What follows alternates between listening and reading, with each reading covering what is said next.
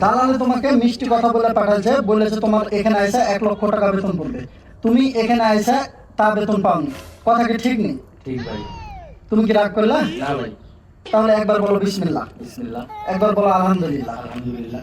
এখানে আসার পর তুমি 3 মাস বসেছিলে, তোমার বেতন জালালে যা বলেছে এখানে তা বেতন পাও না, কথা কি ঠিক নেই? ঠিক। তুমি কি রাগ করলা? না ভাই।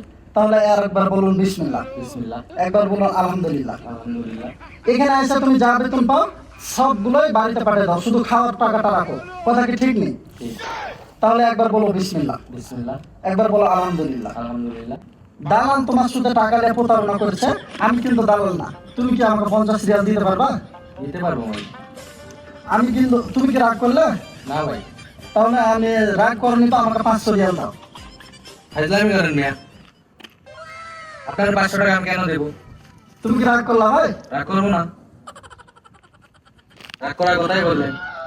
50 টাকা দিতে পারে সমস্যা না, 500 টাকা আপনি কেমনে চান? আপনি কি দালাল?